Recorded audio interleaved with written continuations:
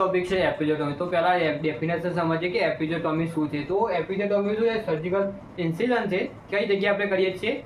પેરીને વાળો જે પાર્ટ છે ત્યાં, જ્યારે ડ્યુરિંગ સેકન્ડ સ્ટેજના અંદર. તેનાથી શું આપણો બેનિફિટ થાય કે જે ચિલ્ડ્રનનો બર્થ છે એ ઇઝીલી થઈ શકે અને જે બીજા ટીયર્સ કાં તો કોઈ બીજું કોઈ કોમ્પ્લિકેશન ના થાય એના માટે આપણે શું કરીએ છીએ? એપિઝોટોમી કરીએ છીએ. તો એના 4 ટાઈપ છે: mid line, mediolateral, lateral and J shape. જે મિડ લાઇન વાળો છે આપણે હવે સમજીએ મિડ લાઇન કઈ રીતે કરીએ છીએ. તો મિડ લાઇન જે આપણે શું કરીએ છીએ? વજાઇનલ ઓપનિંગ અને એના નું જે એનસ પિંજર છે ત્યાંથી આપણે સેટ લાઇનમાં જે કરીએ એને શું કહેવાય? Mid line. બસ મીડિયોલેટરમાં શું છે કે જે આપણો મિડ લાઇન છે આપણે ત્યાંથી 45 to 60 ડિગ્રીના એંગલથી આપણે જે ઇન્સિઝન લગાવી એને શું કહેવાય?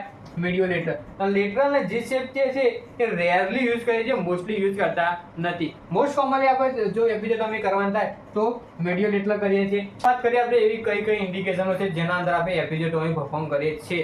તો ફર્સ્ટ શું છે? Instrumental delivery. જ્યારે વેક્યુમ કે પર્સનલ ડિલિવરી કરવી હોય ત્યારે. એના પછી શું છે? ફીટલ ડિસ્ટ્રેસ, મીન્સ કે ફીટલનો જે છે એ ડિસ્ટ્રેસ દેખવા તમને મળ્યો હોય તો, મીન્સ કે રેપિડલી આપણે ડિલિવરી નીડ હોય ત્યારે આપણે કરીએ છીએ. એના પછી શોલ્ડર ડિસ્ટોર્સિયા. એના પછી શું છે? રેજિક પેરિનિયમ હોય. એના પછી શું છે? Large baby. Large baby microsomia baby હોય. અને માઇક્રોસોમિયા બેબી કોના લીધે હોય? જો મધરને ડાયાબિટીસની કોઈ કન્ડિશન હોય તો એના લીધે શું? માઇક્રોસોમિયા બેબી હોય. મીન્સ કે જે બેબી હોય એ લાર્જ હોય તો. એના પછી શું છે? ડિસડિલિવરી. મીન્સ કે પ્રેઝન્ટિંગ પાર્ટ જો નોર્મલ હોવો જોઈએ એ ના હોય ત્યારે આપણે બટક્સ વાળો પાર્ટ પ્રેઝન્ટિંગમાં આવી ગયો તો ત્યારે આપણે મોસ્ટલી આપણે એપિઝોટોમી પરફોર્મ કરતા હોઈએ છીએ. એના પછી પીટમ બેબી.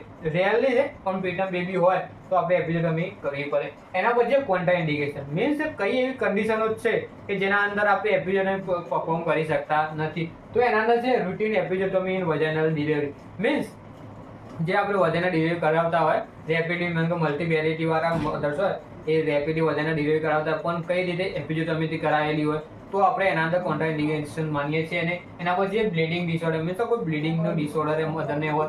એના પછી તો એક્ટિવ પેરિનિયલ ઇન્ફેક્શન. મીન્સ કે જે પેરિનિયમ વાળો પાર્ટ છે ત્યાં કોઈ એવું એક્ટિવ ઇન્ફેક્શન તો નથી તો આપણે શું? કોન્ટ્રા ઇન્ડિકેશન માની છે અને એપિઝોટોમી પરફોર્મ કરતા નથી. એના પછી ટાઈમિંગ મોસ્ટ ઇમ્પોર્ટન્ટ કે ક્યારે આપણે એપિઝોટોમી પરફોર્મ કરી શકીએ. તો મોસ્ટલી આપણે સેકન્ડ સ્ટેજ ઓફ લેબરના અંદર એપિઝોટોમી પરફોર્મ કરતા હોઈએ છીએ. એના અંદર શું છે? જે પેરિનિયમ વાળો પાર્ટ એ પ્રોપર થિનિંગ હોવો જોઈએ અને જે ફીટલનું હેડ છે એ 2 થી 3 સેન્ટીમીટર જેટલું આપણને વિઝ્યુઅલાઇઝ બહાર થતું હોય, મીન્સ ક્રાઉનિંગ હોય તો જ આપણે એપિઝોટોમી પરફોર્મ કરીએ છીએ. એના સિવાય આપણે એપિઝોટોમી પરફોર્મ કરી શકતા નથી. એપિઝોટોમી આપણે કઈ રીતે પરફોર્મ કરીએ? તો પહેલી વસ્તુ, કોઈ પણ પ્રોસેસ તમે પરફોર્મ કરતા હોય તો પહેલો તમારે શું એને એક્સપ્લેન કરવાની હોય છે, કન્સર્ન લેવાનું હોય છે. જો કન્સર્નને એક્સપ્લેન કર્યા પછી જો પેશન્ટ એક્સેપ્ટ કરે તો એના પછી તમે એપિઝોટોમી કે કોઈ પણ પ્રોસિજર આપણે પરફોર્મ કરીએ છીએ. તો ફર્સ્ટ અહીંયા છે કે એક્સપ્લેન ધ ઓપ્ટેન કન્સર્ન લેવાનું છે. એના પછી give local anaesthesia if needed. જે આપણે લોકલ એનેસ્થેસિયા આપતા હોય એ આપવાનું. એના પછી મેક ઇન્સિઝન ડ્યુરિંગ કોન્ટ્રાક્શન. એના પછી ડિલિવર ધ બેબી. હવે એપિઝોટોમી કરી નાખી એના લીધે શું? જે વજાઇનલ ડિલિવરી છે એકદમ શું થઈ ઇઝીલી થઈ શકે એવી પોઝિશનમાં આવી ગઈ છે. તો આપણે શું કહીશું? Deliver the baby. Deliver baby કર્યા પછી શું કરવાનું છે? જે આપણે ઇન્સિઝન લગાવી છે તેને સ્યુચરિંગ કરવાનું છે. એટલે તમારી પ્રોસિજર પૂરી. એના પછી છે એડવાન્ટેજ. મીન્સ કે એપિઝોટોમીના કયા કયા એડવાન્ટેજીસ છે. તો ફર્સ્ટ એડવાન્ટેજ એનો છે કે પેસિવ વજાઇનલ ડિલિવરી. મીન્સ કે જે વજાઇનલ ડિલિવરી છે એને ફેસિલિટેટ કરે છે. એના પછી શું છે?